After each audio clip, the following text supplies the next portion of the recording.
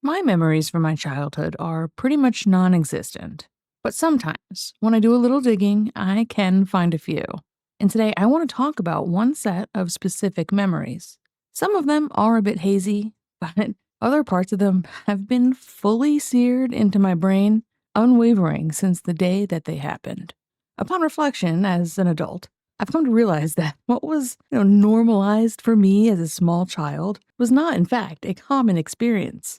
So today, I want to tell you about my grandmother's house because it was most definitely not like everybody else's.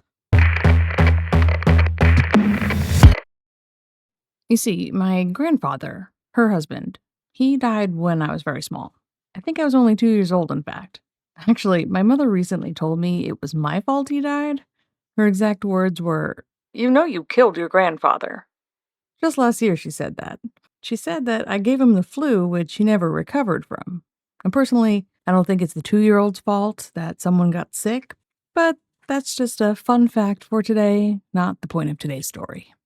But because he died when I was so little, I only knew my grandmother as a widow, one who held on to her past life with her late husband as tight as she could.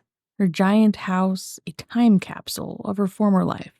That house had doubled as my grandfather's place of business. He had been an undertaker and funeral director.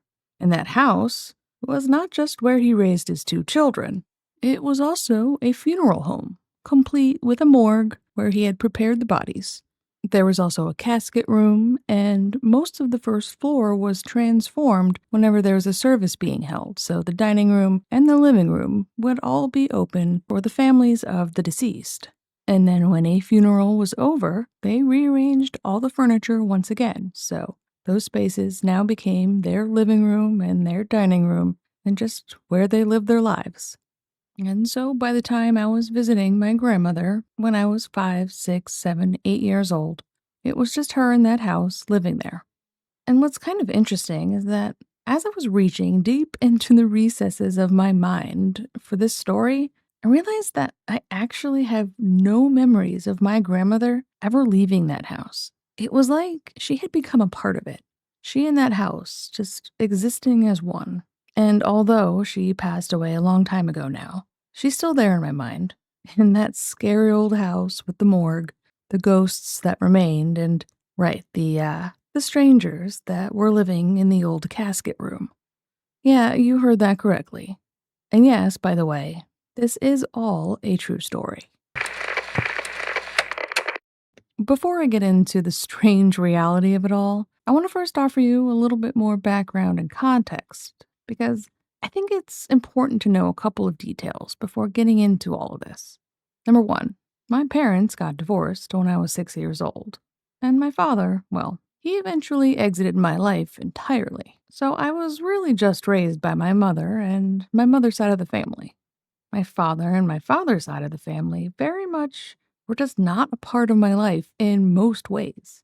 I rarely saw them, and it was mostly just awkward visits for a couple of years, and then nothing. I haven't had contact with my father or his side of the family in, I don't know, over 25 years at this point, maybe longer. Doesn't really matter.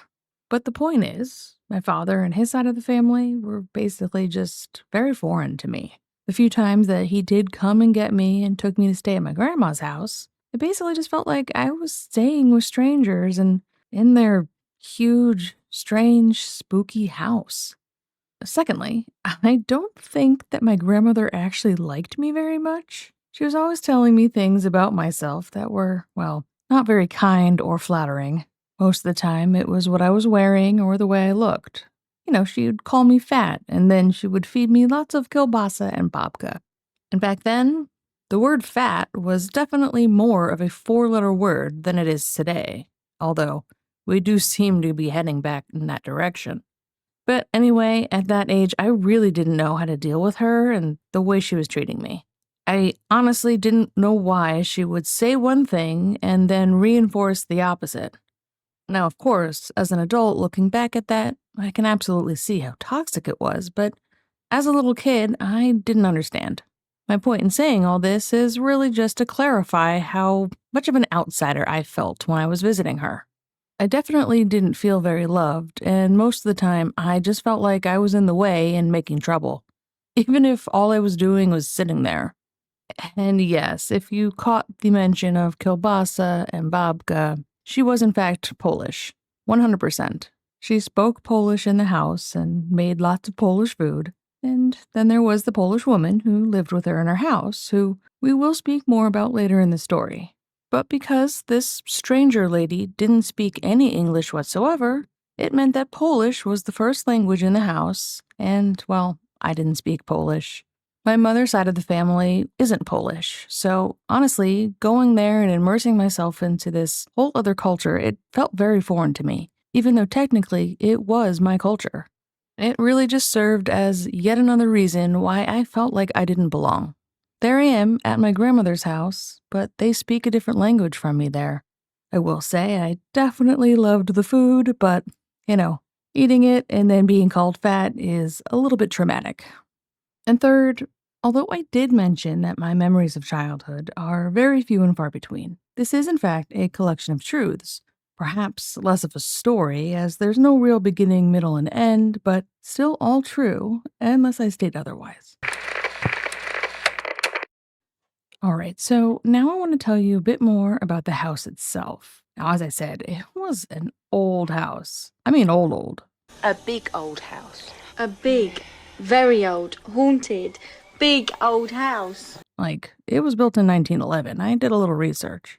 And when it was built, it was actually more of farmland and a residential area. But, by the time I was there visiting, 80 years later, the town, like the commercial district of the town, had actually grown up around this house. It became the main street of the community. It was the business district. Literally, the name of the street was Main Street.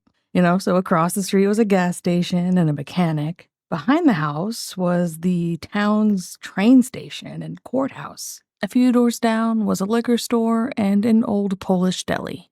I found the exact address online of this old house because I was curious, and I went and looked at it on Google Maps.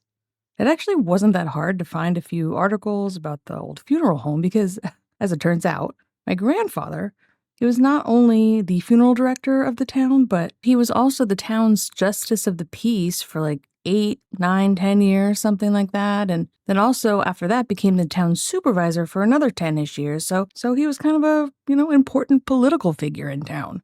No wonder his funeral home was such a thriving business because, well, he knew everyone. And even though I don't remember him, I'm told that he was a really friendly, super likable guy.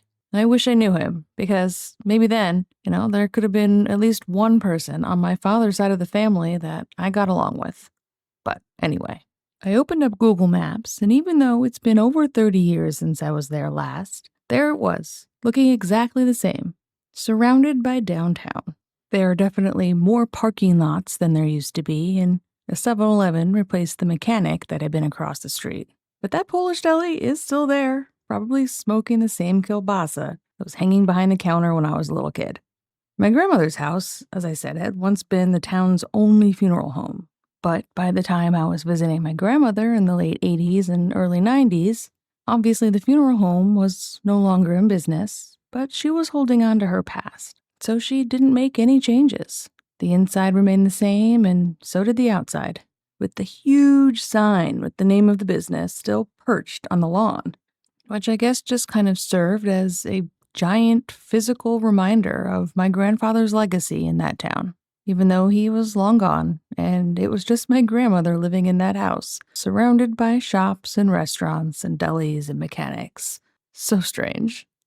Not in a weird or spooky way, just kind of fun, I guess, as a little kid. But it was what was inside the house that makes this collection of memories truly unique. Now, as I mentioned, I wasn't very close with my father or his side of the family, and I didn't really feel like I belonged there. I guess I just didn't really feel like I was at home there and that I really needed to tread lightly. Be a good kid. Don't run around too much or make too much noise. Don't get into trouble. And definitely don't open any closed doors. And at first, that's exactly what I did. I didn't want to get in trouble because one thing I did know about my father was that he had a bad temper, and I certainly didn't want to set him off. that aside, let me tell you about the house as I got to know it. We always used the back door. Well, one of the back doors, that is, because around back the house there were two sets of doors. One that went into the kitchen and the other that went into the morgue. But before getting to either of those doors, first you'd drive down the long driveway along the right side of the house, all the way to the back to where the detached garage was. And that garage was huge. And it was huge because that's where they kept the hearse and the semi-stretch and my grandfather's personal car. I'm not sure if they had any other cars at the time, but by the time I was visiting, the semi-stretch remained in that garage because my grandmother was using it as her personal vehicle to drive around town. Although I don't remember it personally, my half-sister, who is from my father's first marriage and a bit older than I am, she had quite an experience driving around with my grandmother in that car, and, well, it's both terrifying and hilarious at the same time, although I will say probably mostly terrifying. I think maybe I'll share that as a members-only video, because I've heard her tell it so many times it feels like it's my own story. Anyway, my grandfather's car was also still in there, and ooh, it was beautiful. So pristine that I don't think I ever got within 3 feet of that thing. There was also another car in the driveway. It was never in the garage, and I'm pretty sure that one belonged to the Polish woman who lived in my grandmother's house. Looking at this house today, you can see on the back of the house, there is this large addition. Now, it's clearly been made into one room with a single entrance, but back when my grandmother lived there were two entrances that led to two very different rooms. One on the left, you went into the morgue, and the one on the right, you entered the kitchen. We generally used the one that went into the kitchen. The kitchen was really old, with creaky wooden cabinets, and the cabinets had this hardware made of hammered iron, I think. I've never seen it since. It was the kind where you grab the handle and there's this separate little thumb bit that you would press down to open the door of the cabinets. Now, everything just had stains on it from age and not being kept up well. Like brown stains in the sink and smoke stains on the oven hood. The floor was just grimy around the edges. Yeah, everything, I don't know, it was just creaky and old. But I guess my grandmother just didn't like to clean. But she did spend a lot of time in the kitchen. In fact, it's mostly what I remember her doing was making those Polish meats that she got from the deli, and I don't know, she was always putzing around in there. There was a little table by the back door that I think she spent more time at than any other room in her house. As you walked through the kitchen and got to the main part of the house, that's where the dining room was. And this is where the carpet started. The carpet, I kid you not, was the color of blood. I never really understood why anyone would want a carpet that color, let alone a funeral home. It was wall to wall throughout the entire first floor. It was this deep, rich red color that was worn down where the heaviest of traffic was. And I don't really know what the right word is to describe how I felt about it. Creepy isn't quite right. I mean, it was odd, that's for sure. But it just kind of felt wrong to think about the color of blood while being in a funeral home, or even just in the dining room, because that's the color it was. It was so red, so red. Every time I saw it, it's like I was shocked because I had forgotten just how blood-like it was. It just makes you think of bodies, and you're in this space where there had been dead bodies. It was just such a strange choice. And I'm also not quite sure if that was customary in a funeral home. I never asked. But it's definitely a feature of the house that when I think about it, it first jumps out at me in my memory.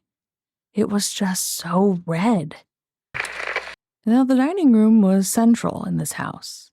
Not only did it serve as the family's dining room, but it also became the viewing room during funeral services. The body of the deceased would be on display for friends and family to say their last goodbyes. They just moved the dining room table out of there and rolled the casket in. Off the dining room, there were several doors and a couple of different hallways.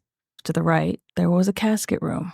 Now, I'm going to talk about the casket room a lot more in the second part of this story. But for now, just know that in my earliest memories of visiting this house, it was a storage room, right? They still had all of those chairs that they would put in the viewing room for funeral services.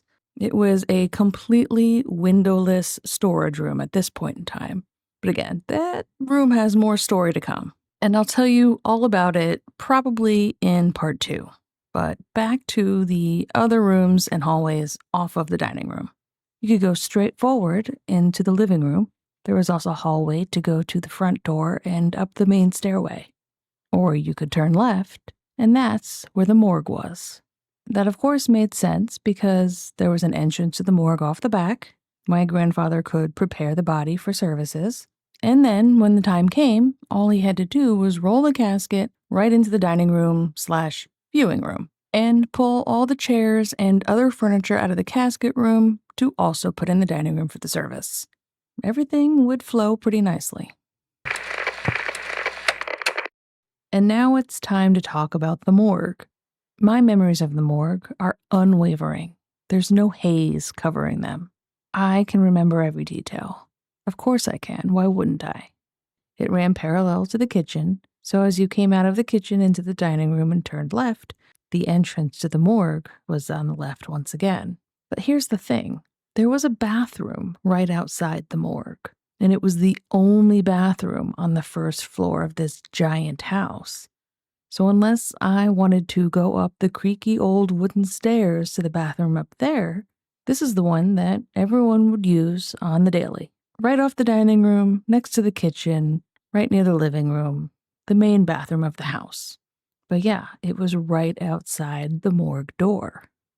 And I'm not sure if this was necessary for airflow or I don't know, but the morgue door had a huge gap at the bottom.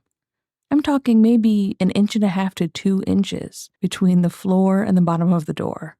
So every single time I wanted to go use that bathroom in front of the morgue, I would creep along that blood-red carpet on the old wooden floor making all sorts of noise, when all of a sudden, as I was just about to enter that bathroom, a strong cold breeze would hit my feet, but only my feet. And yes, I knew that used to be a working morgue, so just imagine the inner workings of this 8-9-year-old brain. I will say, I got pretty creative.